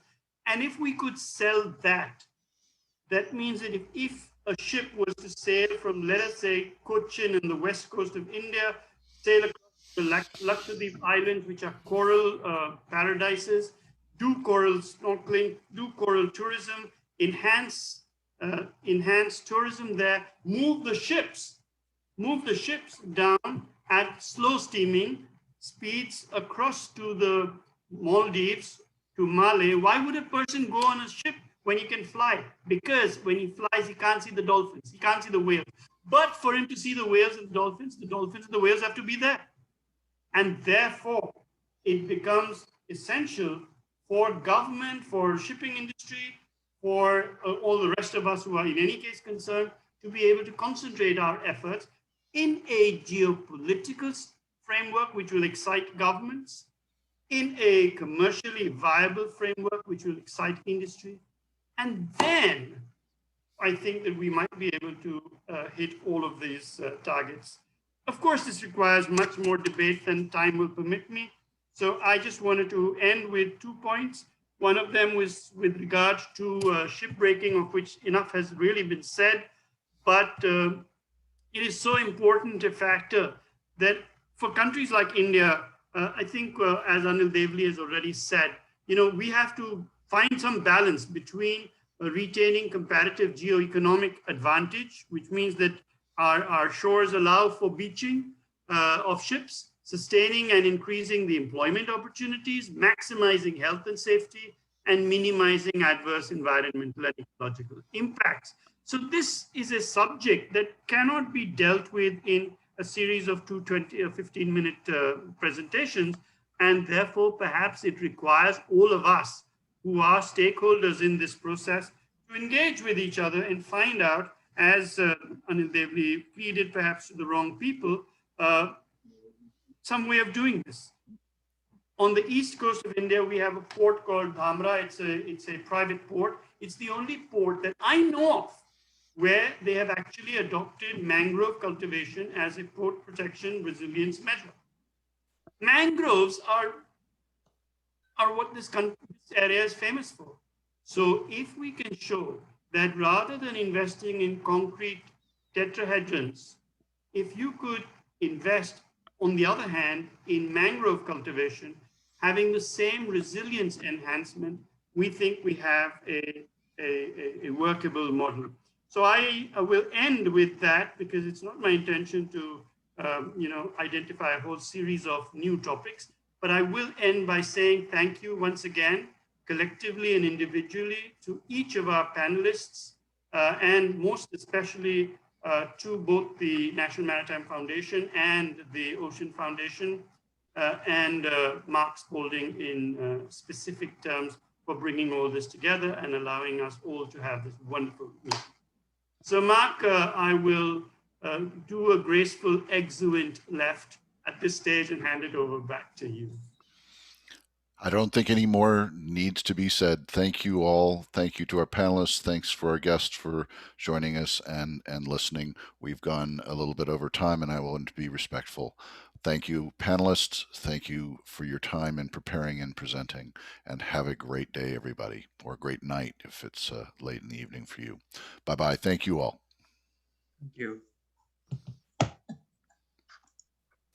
Thank you once again.